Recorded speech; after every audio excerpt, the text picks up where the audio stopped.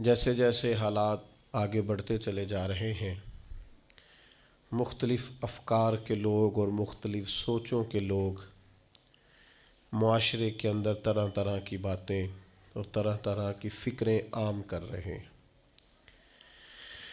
انسان کا یہ مزاج ہوتا ہے کہ شر کو جلدی قبول کرتا ہے، گناہ کی طرف، بدگمانی کی طرف انسان کا نفس جلدی مائل ہوتا ہے۔ جو لوگ صدیوں سے محنت کر رہے ہیں اور دین اسلام کی خوبصورت پروقار اور محبت سے لبریز تشریحات امت تک پہنچا رہے ہیں، انہوں نے اولین جد و جہد اس بات پر کی ہے کہ کسی بھی طریقے سے اس امت کو اللہ اور اس کے رسول کے ساتھ جوڑا جائے صلی اللہ تعالی علیہ وسلم۔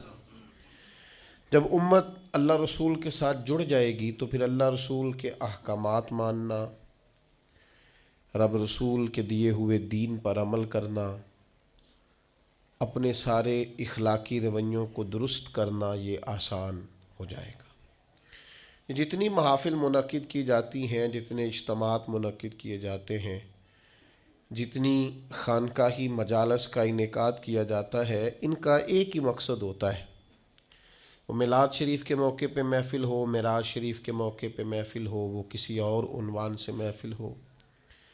جب کسی بھی اجتماع کو محفل کا نام دیا جاتا ہے تو مقصود ہوتا ہے کہ اس میں نبی پاک علیہ السلام کے فضائل بیان کیے جائیں، حضور کی نعت بیان کی جائے، نبی پاک کے خصائل بیان کیے جائیں، تاکہ امت کے نوجوانوں کے دلوں میں رسول پاک کی محبت بڑھ جائے، حضور کا پیار بڑھ جائے۔ اور جیسے جیسے حضور کی محبت امت کے دلوں میں بڑھتی جاتی ہے، حضور کی غلامی کا اور فرما برداری کا جذبہ بھی بڑھتا جاتا ہے۔ اور الحمدللہ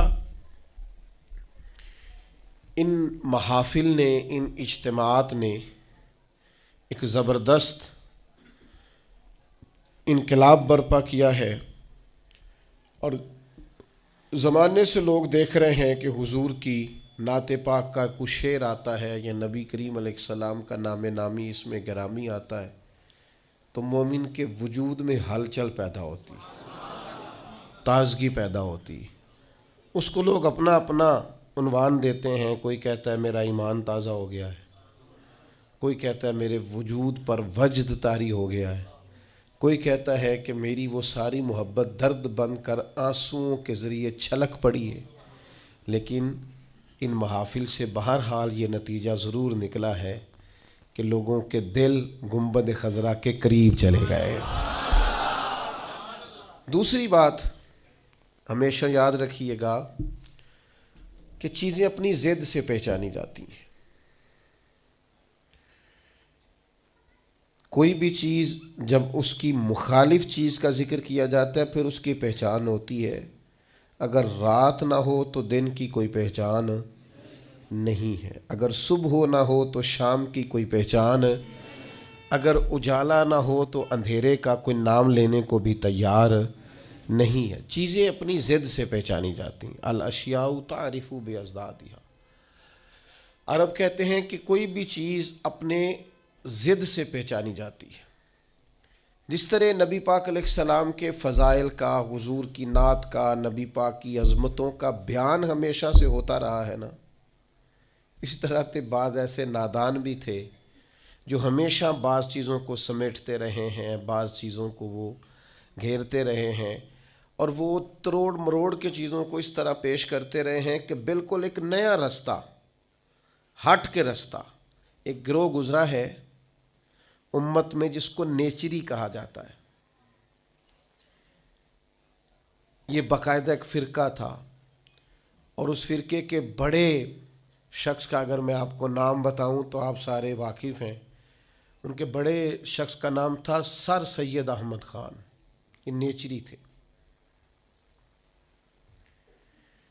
یہ کہتے تھے کہ اگر معراج شریف کی ساری احادیث صحیح بھی ہوں، انہوں نے وہ ساری احادیث لکھی، ساری صحیح احادیث کو کوٹ کیا، ساری صحیح احادیث کوٹ کر کے کہا کہ یہ صحیح بھی ہیں، راوی بھی درست ہیں، 30 کے قریب صحابہ ان روایات کو روایت کرنے والے ہیں تو پھر بھی کہنے لگے کہ ہم اس لیے واقعہ معراج کو معاذ اللہ تسلیم نہیں کرتے کہ ایک شخص کا، ایک انسانی وجود کا فضا میں معلق رہنا ممکن نہیں اور فضا سے گزر کے جانا ممکن نہیں۔ کہنے لگے اگر ساری روایتیں درست بھی مان لی جائیں تو پھر بھی چونکہ یہ فطرت کے خلاف ہے، یہ روٹین میں جو کام ہوتے ہیں ان کے خلاف ہے، تو ہم یہ کہیں گے معاذ اللہ راویوں کو غلطی لگ گئی ہے بات کرنے میں، یعنی ساری روایتیں لکھ کے بھی تسلیم کرنے کو تیار۔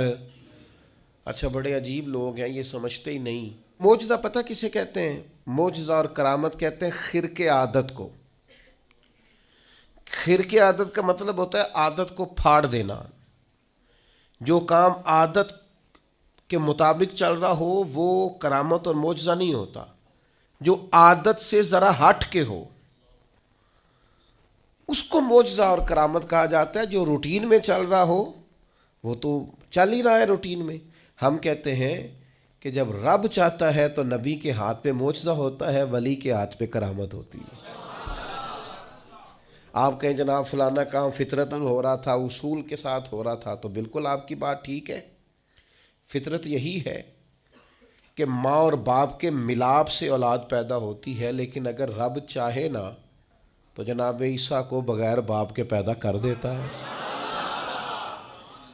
فطرت یہی ہے کہ بچے عمر کا کچھ حصہ طے کرنے کے بعد 3-4 سال کی عمر میں جا کر گفتگو شروع کرتے ہیں، لیکن اگر اللہ چاہے تو قرآن کہتا ہے کہ جناب عیسیٰ پنگوڑے میں کہتے ہیں انی عبد اللہ آتانی الکتاب، میں اللہ کا بندہ ہوں اور کتاب لے کے آیا ہوں۔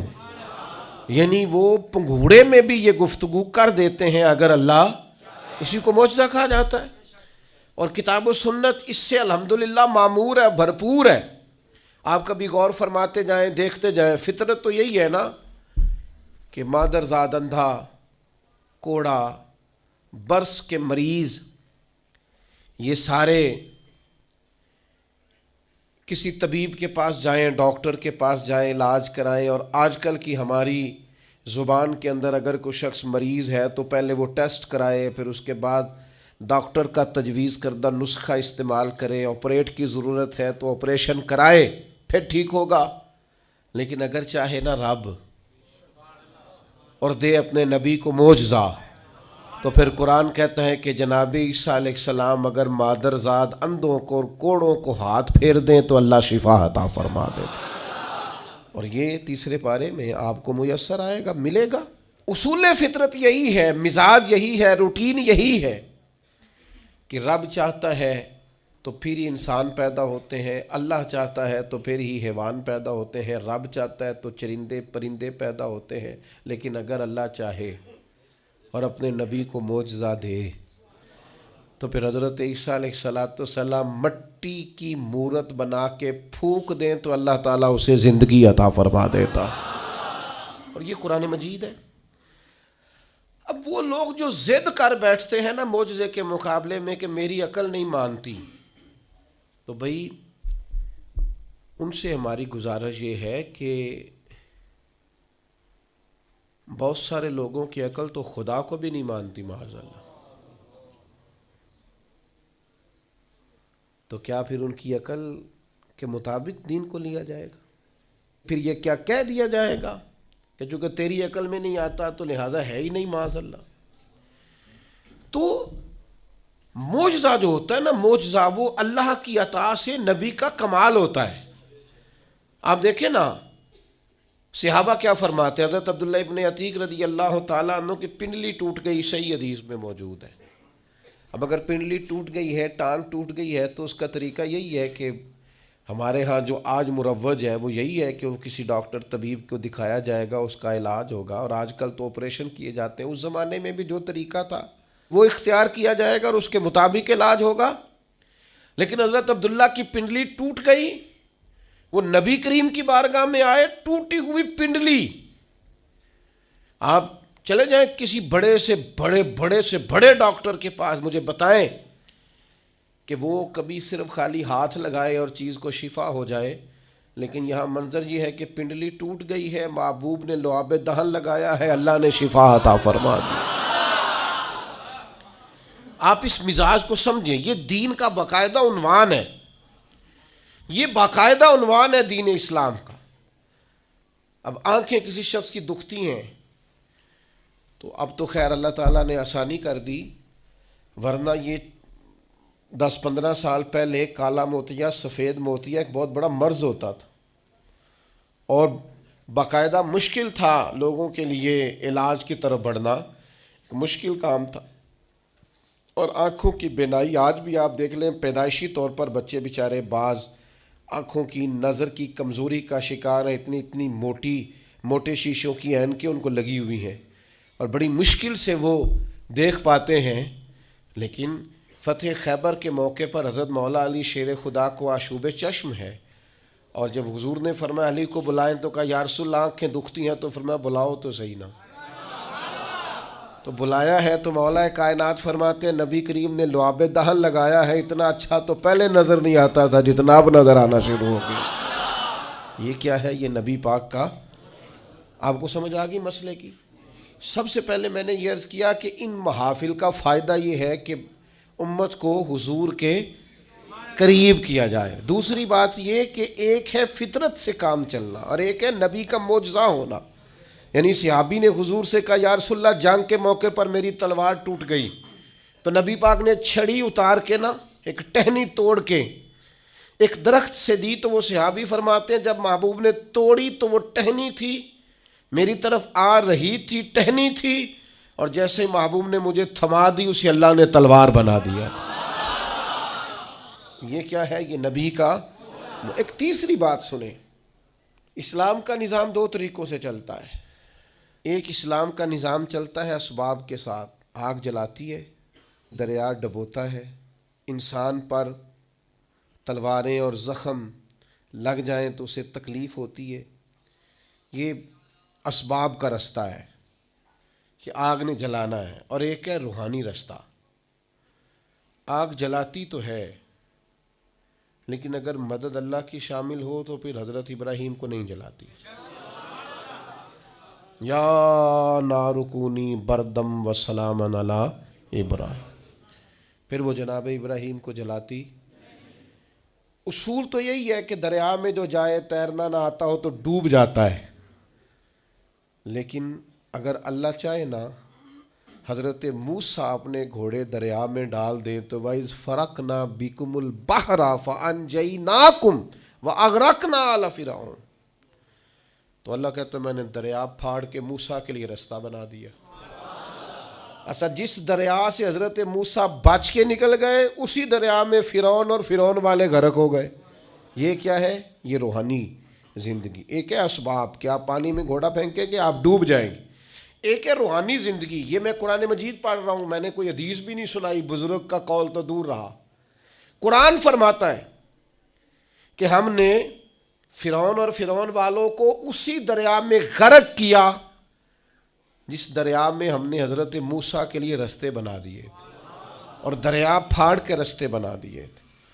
تو رب کریم نے ایک روحانی زندگی بھی مومن کی رکھی ہے، روحانی زندگی۔ ذرا غور کیجئے گا، بھلا میں کیا کہنے لگا، صرف 50 سیکنڈ کے لیے آپ نے سوچنا ہے۔ زندگی میں ہمیں بہت ساری ایسی چیزیں ملی ہیں جو ہماری محنت کا نتیجہ نہیں، ہمیں بہت سارا ایسا کچھ ملا ہے جس کے ہم قابل تھے نہیں پر رب نے عطا کر دیا ہے۔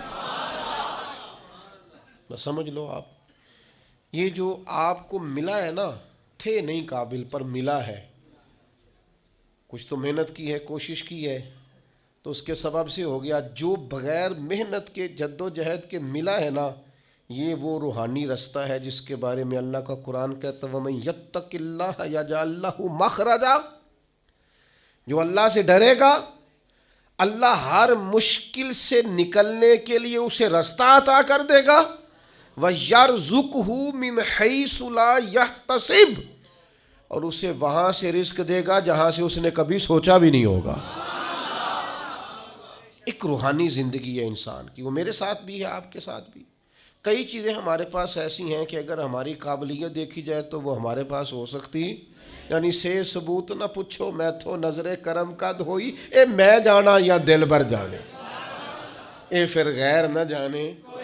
کچھ چیزیں ایسی ہیں جو خالص مختصر سی میری کہانی ہے، جو بھی ہے ان کی مہربانی ہے، وہ ہماری محنت کا نتیجہ۔ یہ روحانی زندگی ہے، روحانی زندگی کو سمجھو، ایک روحانی نظام ہے اللہ کا، اس نے بنایا ہے۔ صحابہ فرماتے ہیں جنگ بدر کا موقع تھا، اللہ کے فرشتے آئے ہوئے تھے، قرآن کہتا ہے فرشتے آئے ہوئے تھے، تو حال یہ تھا کہ صحابہ فرماتے ہیں ہم کسی کی گردن کافر کی کاٹنے لگتے تھے، اس کی گردن ہم سے پہلے کٹ کے گر جاتی تھی۔ یہ کیا ہے؟ یہ اللہ کا روحانی نظام ہے، اس نے بنایا ہے، آپ کے اور میرے ساتھ یہ نظام وابستہ ہے۔ اب چوتھی بات سمجھیں، چوتھی بات سمجھیں، جو جتنا بڑا ہوتا ہے نا، اور جس کو لوگوں نے ماننا ہوتا ہے، جس کے پیچھے چلنا ہوتا ہے، اس کے پاس کوئی نہ کوئی کمال ہو تو پھر ہی لوگ اس کی اتباع اور پیروی کرتے ہیں، پھر ہی لوگ اس کی پیروی کرتے ہیں۔ اگر اس کے اندر کوئی کمال نہ ہو، تین چیزیں ہوتی ہیں جس کی وجہ سے لوگ کسی سے محبت کرتے ہیں، یا بندے میں جود و نوال ہو، سخی ہو، خرچ کرتا ہو، احسان کرتا ہو، یا پھر اس میں حسن و جمال ہو، سونا بڑا ہو، پیارا بڑا ہو، یا تیسری بات یہ ہے کہ فضل اور کمال ہو، اس میں کوئی بلندی ہو۔ اللہ کی یہ شان رہی ہے کہ اللہ نے جتنے بھی پیغمبر پیدا فرمائے اعلیٰ خاندانوں میں پیدا فرمائے، اللہ نے جتنے بھی انبیاء کرام علیہم السلام مبعوث فرمائے سارے سونے تھے، ایک سے ایک بڑھ کر حسین تھے۔ حضرت داؤد علیہ السلام کا حسن و جمال دیکھا نہیں جاتا تھا، خوبصورت تھے جناب داؤد علیہ السلام، اور جناب یوسف 3 مہینے رجی خلقت ویک یوسف کی نانی۔ حضرت یوسف علیہ السلام کے بارے میں ملا رومی نے لکھا ہے، جب قحط پڑ گیا تھا نا مصر میں، تو حضرت یوسف نے چونکہ گندم غلہ سٹاک کر لیا تھا، تو ابتدائی طور پر آپ نے یہ تجویز دی تھی اور یہ حکمت عملی اپنائی تھی، آپ نے لوگوں سے کہا تھا کہ فی الحال تمہیں گندم نہیں ملے گی، جس کو بھوک لگے نا وہ میرا چہرہ دیکھ لے آ کے، جس کو پیاس لگے وہ میرا چہرہ دیکھ لے۔ اور یہ ایسا ہوتا ہے، سیدھے پنجابی ہیں ساڈے تے کہنے ہیں تینوں ویکھیں بھوک مر گئی ساری، یہ تو ہوتا ہے نا جی، میری تے ویکھ کے ہی اوہ تجھے دیکھ جو لیا ہے، بات ختم ہو گئی۔ بھوک حضرت عثمان غنی رضی اللہ تعالیٰ عنہ کو 40 دن قید رکھا ہے، لوگوں نے تو آپ سے کہا گیا کہ جناب بھوک پیاس کیا کیا کرتے تھے؟ فرمایا بھوک پیاس لگتی تھی، قرآن پاک کی زیارت کرتا تھا، بھوک بھی ختم ہو جاتی تھی، پیاس بھی ختم ہو جاتی۔ تو حضرت جناب یوسف علیہ السلام نے یہ تدبیر اپنی قوم کو دی کہ جب تمہیں بھوک لگے تو تم نے آ کے مجھے دیکھنا ہے، تو 3 مہینے غلہ نہیں دیا۔ لوگ آتے جناب یوسف کا چہرہ دیکھتے، بھوک پیاس ختم ہو جاتی، تو پنجابی کے ایک درویش بول پڑے، وہ کہنے لگے 3 مہینے رجی خلقت ویک یوسف کنانی، 3 مہینے رجی خلقت ویک یوسف کنانی تے جنا محمد عربی ڈٹھا او رج گئے دوواں جہانی، جنا محمد عربی ڈٹھا او رج گئے دوواں جہانی۔ تو اللہ تعالیٰ نے حسن و جمال عطا کیا تھا۔ پھر نبیوں کے پاس فضل اور کمال ہوتا ہے، میں نے آپ کو کمالات سنائے نا، حضرت عیسیٰ علیہ السلام، مادرزاد اندھے کوڑے برس کے مریض آتے، آپ ہاتھ پھیرتے شفا ہو جاتی، آپ مٹی کی مورت بنا کے پھونکتے، اللہ تعالیٰ اس میں جان پیدا کر دیتا۔ حضرت داؤد علیہ السلام لوہے کو ہاتھ لگاتے، اللہ نرم کر دیتا۔ حضرت آدم علیہ السلام 1000 پیشہ جانتے تھے، 1000 بولیاں بولتے تھے، اللہ نے کمال عطا فرمایا۔ ہر پیغمبر کو اللہ نے شان دی، عظمت دی۔ جناب ابراہیم کے کمالات کا کوئی انکار کر سکتا ہے؟ ان کی شان جن کو بار بار قرآن مجید ان کے تذکرے کرے اور رب کہے واتخذ اللہ ابراہیم خلیلا، ان کی شانیں، ان کی عظمتیں، کیا بات ہے. بس میرے بھائی سمجھ لو، جب کسی کا فضل کمال لوگ دیکھتے ہیں تو پھر پیروی کرتے ہیں بلا مثال و بلا تشبیہ. اللہ نے نبیوں کو فضل و کمال، حسن و جمال، جود و نوال دے کے بھیجا تاکہ لوگ ان کا کمال دیکھیں، ان کی غلامی کریں. اور جب میرے اور آپ کے محبوب کی باری آئی تو اللہ نے سب سے بڑھ کر محبوب کو حسن و جمال عطا فرمایا، سب سے بڑھ کر جود و نوال عطا فرمایا. حضرت یوسف علیہ السلام کا حسن کہاں اور محبوب کا حسن کہاں. کیا خوبصورت انداز اختیار کیا، کہنے لگے حسن یوسف پہ کٹی مصر میں انگشت زنا. حضرت یوسف کا حسن دیکھ کر مصر میں عورتوں نے ہاتھ کٹا لیے، لیکن حسن دیکھ کر حسن یوسف پہ کٹی مصر میں انگشت زنا، اور سر کٹاتے ہیں تیرے نام پر. ان کا پورا حسن دیکھا ہے، ان کو دیکھا نہیں. تو وجہ میرا یار نہیں ڈیٹھا، تیرے نام پر، تیرے نام پر. حسن یوسف پہ کٹی مصر میں انگشت زنا، اور سر کٹاتے ہیں تیرے نام پہ مردان عرب. وہاں بیویوں نے ہاتھ کاٹے تھے، یہاں عرب کے مرد، اور انہوں نے حسن دیکھ کے کاٹے تھے. یہاں نرا نام سن کے لوگ، ہر کوئی فدا ہے بن دیکھے تو دیدار کا عالم کیا ہوگا. مردان عرب بھائی حضور کا، اور پھر نبی پاک کا جو جود و نوال ہے عطا کرنا ہے. حضرت جابر ابن عبداللہ فرماتے ہیں ہر شے حضور سے سنی ہے، میرے پاس نہیں ہے یہ حضور سے سنا ہی نہیں، یہ تو سنا ہی نہیں نبی پاک سے. اور پھر جہاں تک حضور کے فضل و کمال کی بات ہے تو ہر نبی کو اللہ نے معجزہ دیا، اور نبی پاک کو اللہ نے بنائے معجزہ ہے. یا ایھا الناس قد جاءکم برہان من ربکم. حضور کا ایک ایک بال معجزہ ہے، آنکھ معجزہ ہے، کان معجزہ ہے، لبہائے مبارک معجزہ ہے، لعاب دہن معجزہ ہے، نبی پاک علیہ السلام کی زلف عنبری معجزہ، محبوب کی نظر مازاغ معجزہ، دست ید اللہ معجزہ، چہرہ وجہ اللہ معجزہ، نبی پاک صلی اللہ تعالیٰ علیہ وسلم کا سج دھج کے آنا اور میلاد ہونا یہ بھی معجزہ، اور سج دھج کے عرش پہ جانا اور معراج ہو جانا یہ بھی معجزہ. اللہ نے دیے معجزے انبیاء کو، خدا نے میرا نبی معجزہ بن کے آیا. اللہ نے محبوب کو معجزے دیے اور اتنے بڑے بڑے معجزات دیے، اتنے بڑے بڑے. میں کیسے آپ کی خدمت میں یہ بات عرض کروں، اتنا عظیم معجزہ ہے نا واقعہ معراج. امت کو چاہیے تھا کہ یہ ہر روز جب بھی کوئی کہتا نا انہیں بڑی ترقی کی ہے تو ان کو کہنا چاہیے تھا اصل تو ہمارا حق ہے ترقی میں آگے بڑھنے کا، اس لیے کہ ہمیں ان رستوں کا مسافر بننا ہے جن رستوں پہ نبی پاک نے ہمیں چلنے کا کہا ہے.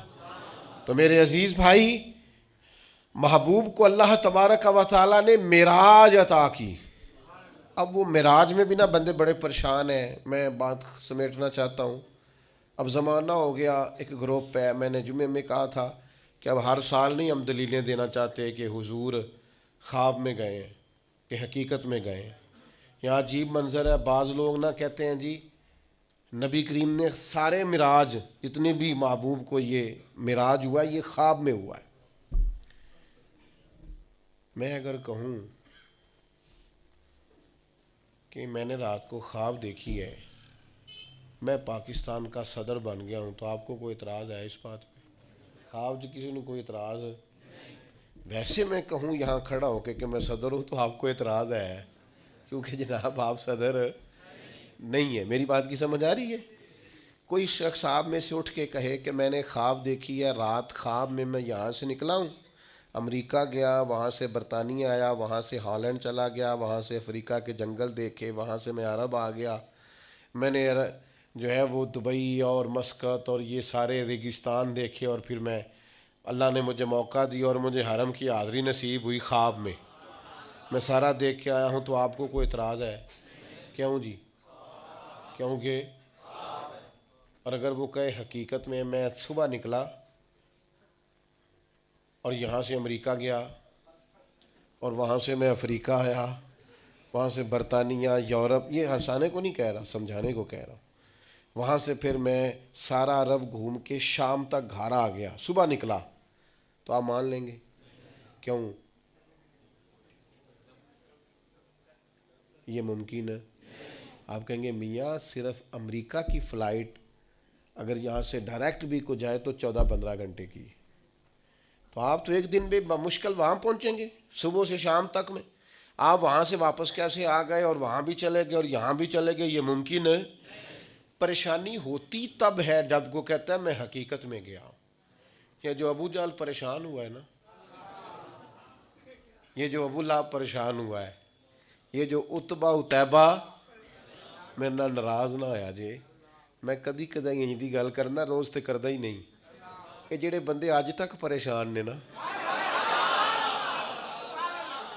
کبھی کبھی کرتا ہوں چلو خوگر حمد سے تھوڑا سا گلہ بھی سن لے، یہ جو آج تک پریشان ہے نا سارے، یہ پریشان اس لیے ہیں کہ حضور اگر کہتے نا میں خواب میں گیا ہوں تو کسی کو مسئلہ ہی نہیں تھا، محبوب فرماتے میں گیا ہوں۔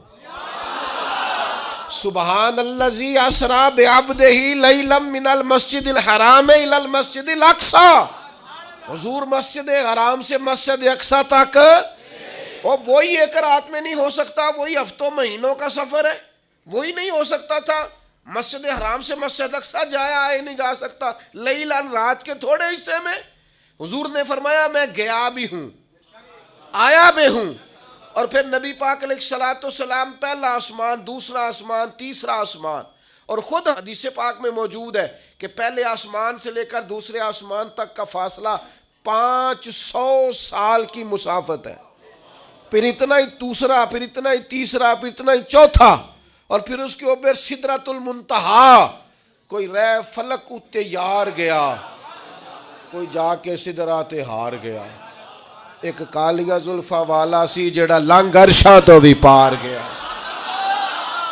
یہ جو حضور نے فرمایا، اگر محبوب کہتے ہیں نا میں خواب میں گیا ہوں تو کسی نے پریشان، یہ سارے تو پریشان رہے ہیں، چلے ناراض کون صاحب نے ہونا ہے، گھر والی بات ہے، سارے پریشان رہے ہیں اور سارے پریشان ہیں، تو کسی وجہ سے ہی ہے نا۔ اگر محبوب فرماتے خواب میں گیا ہوں تو انہوں نے پریشان، یہ جو پریشانی ہے نا یہ اسی بات کی ہے کہ محبوب فرماتے میں گیا ہوں۔ اچھا پھر ایک اور پریشانی ہے، کچھ اس لیے بھی اڑ جاتے ہیں، چلے میں بزرگوں کے اختلاف کی بات نہیں کرتا، میں ویسے ایک بات کرتا ہوں، بڑوں کو سلام ہے کسی نے اگر کوئی دوسرا قول بھی کیا ہے، لیکن ویسے محبت کے ساتھ، پیار کے ساتھ، ادب کے ساتھ ایک بعض اس بات پر بھی اڑ جاتے ہیں، محبوب گئے ہیں پر اللہ کا دیدار نہیں کیا، حضرت جبریل امین علیہ السلام کی زیارت کر کے واپس آ گئے، تو یہ تو نہیں ہو سکتا کہ میں آپ کو بلاؤں اور آپ سے ملوں ہی نہ۔ اور پھر شیخ محقق شاہ عبد الاقصی محدث دہلوی رحمۃ اللہ لکھا ہے، حضرت جبریل علیہ السلام کسی نبی کے پاس 2 دفعہ گئے، کسی کے پاس 4 دفعہ گئے، کسی کے پاس 6 دفعہ گئے، نبی کریم کی بارگاہ میں حضرت جبریل 24,000 مرتبہ حاضر ہوئے، تو وہ تو روز یہاں آئے ہوتے تھے، ان سے ملنے جانا تھا، ان سے ملنے جانا تھا، محبوب تو گئے۔ اور پھر حضور علیہ السلام فرماتے ہیں میں نے اپنے رب کو سونی صورت میں دیکھا، اور نبی پاک فرماتے ہیں رب نے اپنا دست مبارک میری پشت پہ رکھا، اس کی ٹھنڈک جو اس کی شان کے لائق پشت پہ رکھا، اور اس کی ٹھنڈک میں نے سینے میں محسوس کی، اور حضور فرماتے ہیں جب اللہ نے وہ دست مبارک رکھا تو پھر میں نے مشرقوں کو بھی جان لیا اور مغربوں کو بھی جان لیا، پھر سارے علوم مجھ پر واضح ہو گئے۔ ابن یعقوب کو اللہ نے صورت بخشی، ید بیضا کی کلیم اللہ کو نعمت بخشی، اور جناب عیسیٰ کو مسیحائی کی دولت بخشی، ہر نبی کو کوئی عزت کوئی عظمت بخشی، میری سرکار کو بے پردہ زیارت بخشی،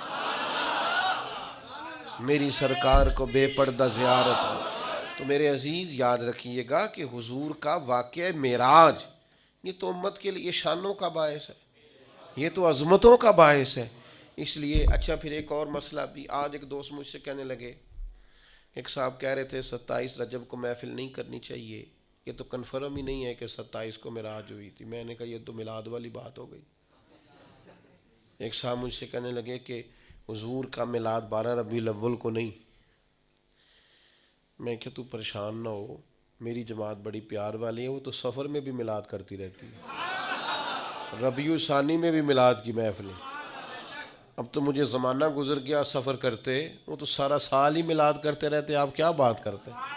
ہم کون 12 کا پابند رہے، سارا سال میلاد ہوتا ہے۔ کہنے لگے جی 9 ہے، تو میں نے کہا پھر بھی کوئی اعتراض نہیں، آپ 9 کو کر لیں، ہمیں کوئی پریشانی۔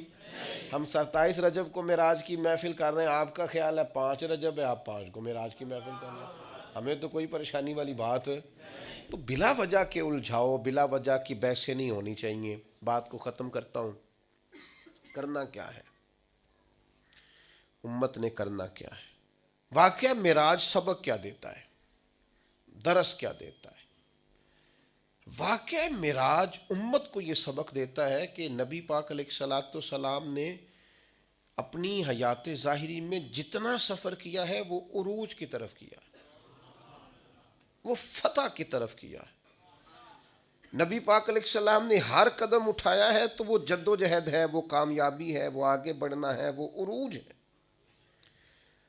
وہ 1 2 3 صحابہ سے بات شروع ہوئی، پھر حضور مدینہ طیبہ تشریف لے گئے، پھر حالات کا یہ رنگ ہوا کہ ان فتحنا لک فتحا مبینا، پھر وہ عروج ہوا، وہ 23 سالوں میں وہ انقلاب آیا، آگے بڑھنا، جد و جہد کرنا، کوشش کرنا، عروج کی طرف جانا۔ وہ وقت آیا کہ اذا جاء نصر اللہ والفتح وَرَأَيْتَ النَّاسَ يَدْخُلُونَ فِي دِينِ اللَّهِ أَفْوَاجًا، محبوب آپ دیکھیں گے اللہ کی مدد آئی، فتح حاصل ہو گئی، فوجوں کی فوجیں دین میں داخل ہو رہی، عروج ہے، کمال ہے، ترقی ہے، آگے بڑھنا، جد و جہد کرنی۔ امت آج بیٹھ کے سوچ رہی ہے کہ ہم نے کوئی محنت ہی نہیں کرنی، ہم نے آگے ہی نہیں بڑھنا، ہم نے کسی ایجاد کی طرف توجہ نہیں دینی، ہم نے ترقی کا کوئی رستہ اختیار نہیں کرنا۔ یہ ایک ایجاد کر کے ہمیں دی گئی ہے نا موبائل، تو اس کا مطلب یہ ہے کہ ہم اپنی کمر ٹیڑھی کر لیں لیٹ لیٹ کے موبائل دیکھ دیکھ کے۔ ہمیں تو دیکھنا چاہیے تھا کہ ٹیکنالوجی بڑھ رہی ہے، ایجادات بڑھ رہی ہیں، ہمیں آگے بڑھنا ہے، مسلمانوں کو آگے جانا ہے، اور کس طرح کر کے فروغ دین کے لیے ان ساری چیزوں کو استعمال کرنا ہے، اور زیادہ سے زیادہ ترقی حاصل کر کے اپنے دین کو فروغ دینا ہے، آگے بڑھنا ہے، امت کا سر اونچا کرنا ہے۔ لیکن امت ہے کہ وہ بار بار پیچھے ہٹتی جا رہی ہے، بار بار کمزوری دکھاتی جا رہی ہے، بار بار ہم ہیں کہ ہمارے قدم لڑکھڑاتے ہیں، ہم پیچھے کی طرف آتے ہیں، ہم آگے قدم ہی نہیں اٹھاتے۔ معراج ہمیں بتاتا ہے کہ امت تو نے عروج حاصل کرنا ہے۔ هو الذی ارسل رسولہ بالہدی ودین الحق لیظہرہ علی الدین کلہ۔ ہم نے یہ رسول تمہیں اس لیے عطا کیے ہیں، یہ شانوں والے رسول تمہیں اس لیے دیے ہیں کہ ہم اس دین کو تمام دینوں پر غالب کر دیں گے۔ اسلام کی فطرت میں قدرت نے لچک دی ہے، اتنا ہی یہ ابھرے گا جتنا کہ دبا دو گے۔ یہ دین غالب ہونے کے لیے۔ واقعہ معراج کیا بتاتا ہے ہمیں؟ نبی پاک نے مسجد اقصیٰ میں سارے نبیوں کی امامت کرائی ہے۔ جس طرح نبی کریم نبیوں کے امام ہیں، یہ امت امتوں کی امام ہے۔ اس نے امامت کرنی ہے، امامت، ترقی، عروج، جد و جہد، آگے بڑھنا۔ ملت کے جوانوں، واقعہ معراج تمہیں بتاتا ہے کہ تمہیں آگے بڑھنا ہے، تمہیں کوشش کرنی ہے۔ اٹھ کے اب بزم جہاں کا اور ہی انداز ہے، مشرق و مغرب میں تیرے دور کا آغاز، جد و جہد کریں۔ میرا مالک بڑا کریم ہے، جو اس کی جانب ایک قدم اٹھاتا ہے اللہ کی رحمت آگے بڑھ کے اس کا استقبال کرتی ہے۔ آپ کوشش تو کریں، ہمت تو کریں، جد و جہد تو کریں، آپ آگے تو بڑھیں۔ اقبال کہنے لگے او وقت فرصت ہے کہاں، کام ابھی باقی ہے، نور توحید کا اتمام ابھی باقی ہے۔ واقعہ میرا آج ہمیں بتاتا ہے ہم نے آگے بڑھنا ہے، کوشش کرنی ہے، جد و جہد کرنی، کریں گے انشاءاللہ۔ جو شخص جس حد تک اپنے لیے، ملک کے لیے، ملت کے لیے، خاندان کے لیے، قبیلے کے لیے، دین کے لیے جد و جہد کر سکتا ہے وہ کرے، وہ آگے بڑھے، ہمت کریں، دو دو چار چار لوگوں کا بازو تھامیں، سہارا بنے، لیکن عروج کی طرف بڑھے۔ نوجوانوں سے کہتا ہوں جدید حالات کو دیکھو، سیکھو، ٹیکنالوجی کی طرف بڑھو، علم کی طرف بڑھو، شعور کی طرف بڑھو، بیٹھے نہ رہو، دو دو چار چار پانچ پانچ 10 10 کورسز کرو، آگے بڑھو۔